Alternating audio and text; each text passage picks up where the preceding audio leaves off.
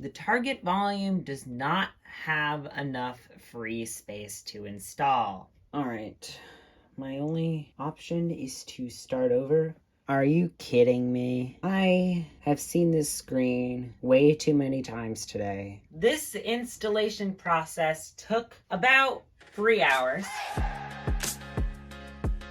All right, we need to download the macOS Public Beta Access utility, which we'll do by clicking there.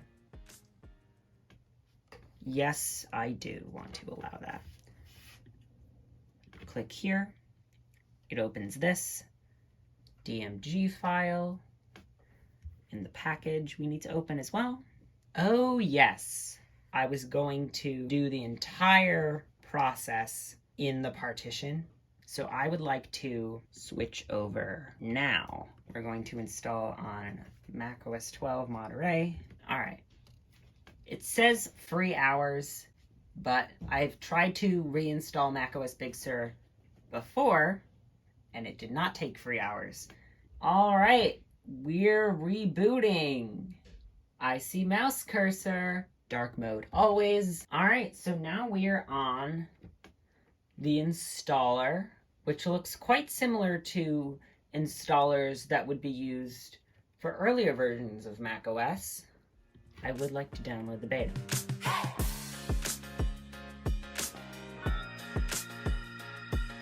All right, here is our macOS Monterey beta setup. Click continue, agree. The target volume does not have enough free space to install. I need an extra 6 gigs. I don't know if I can swing that. I don't know if there's much we're gonna be able to do, but we'll see.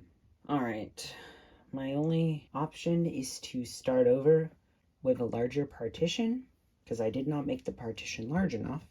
This does mean we need to do it over. 3, 2, 1. All right, we're finally rebooting. Are you kidding me? What? We must start the process over. I have seen this screen way too many times today. The infamous installation screen. Okay, but I don't think we've made it this far. Now I'm hopeful. It is ready to restart. I'm gonna say that this is probably going to be a success. All right, we are restarting. This installation process took about 3 hours. We are officially in macOS Monterey. But before we can explore Monterey, we also have to install the beta on the iPad. Now that we've set up the actual iPad, we can install the beta on it. So we want to install the iPadOS beta. We're going to install the profile. All right, we're going to restart the iPad in order to apply the changes. So we're going to go to software update, and there we are. iPadOS 15 public beta 2. It's public beta 2. Is that a thing? I did not think there was a second public beta. I just had a thought. While sitting around doing nothing, waiting for the iPad to update, I realized I could explore some of the macOS Monterey stuff. First of all, I noticed that the maps icon is different, so we can look at that. All right, yeah, I totally see like the trees, the buildings. There's even the crosswalks here. Ooh, yeah, look at this. Yeah, that's cool. This is really cool. And since I'm currently in dark mode, it shows me the dark versions of all of these. But I'm curious what they look like in the daytime. Yep, still quite detailed, still looks quite nice. Some of the buildings, you can clearly tell they didn't put a lot of detail into those.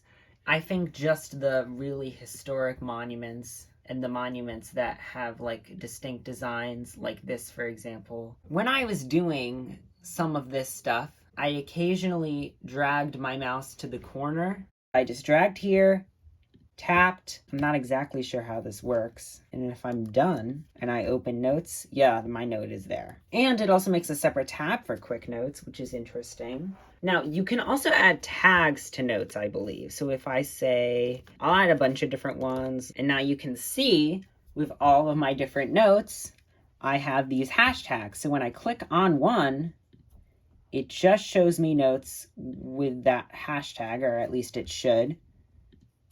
When I'm clicking them, it clicks and then it just goes away. I'm going to report that to Feedback Assistant.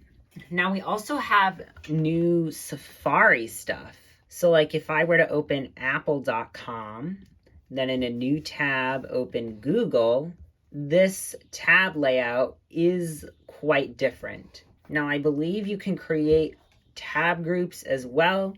So if I were to call this technology, because Apple and Google are both technology companies, I can just click my tab group for technology and it automatically opens up both of the tabs that I have here. That's really cool.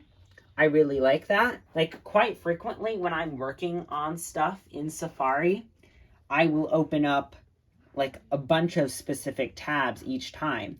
So if I could just open Safari, tap my tab group, and all of my stuff automatically opens for me, that would be really, really helpful. And there should be stuff in Photos also. So I have this photo. I'm gonna see if it, ooh, yes. Yes. Oh, I don't think it's picking up on the word scenery. If I copy this, it doesn't let me do the entire thing with scenery. Oh, and it even lets me copy the trees over here, but it doesn't let me copy the word scenery. So there's definitely things that need to be worked out in here. And yeah, definitely things that need to be worked out here. Pretty cool, especially if you want to look something up like really quickly. Let's look up best.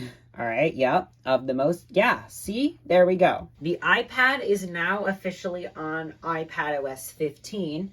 And a couple things I just want to talk about here. First of all, I notice, of course, the widgets are now anywhere on the home screen. They can be placed anywhere and they will move accordingly. They also have the app library right in here, which is nice. The only thing that I'm really angry about is that we don't have a today view anymore. So the date is small up there now instead. And I personally don't love the look of the widgets on the home screen for iPad. I'm not that big of a fan, but I'm sure I'll get used to it. The final test is to see if we can get universal control working. Now I'm signed into my Apple ID on both of these devices. And if I drag my mouse cursor all the way to the edge, I cannot go any further. I wasn't expecting it to work. There's probably additional things that I would have to set up. I'm not exactly sure of those right now, and I'm a little bit short on time. So if I ever get universal control working, I will make another video and report back to you. But for now, I would say that this was fairly successful. Before I go, I would like to try out some of the iPad multitasking features. So we have Calendar and Safari open here. If I click up here, I can make it full. I can also switch how large it is and what side it's on. So that's pretty cool. Oh, so if I'm in this full screen, I can tap this, tap the side, and pick an app to put next to it, which is pretty cool. In iPadOS 14, if I closed all my apps, if I opened one back up and then slide over apps were still open, and I just didn't know it. But now it shows me those as well. All right, guys, there you have it. macOS Monterey and iPadOS 15. If you found this video interesting, consider subscribing, and we'll see you next time.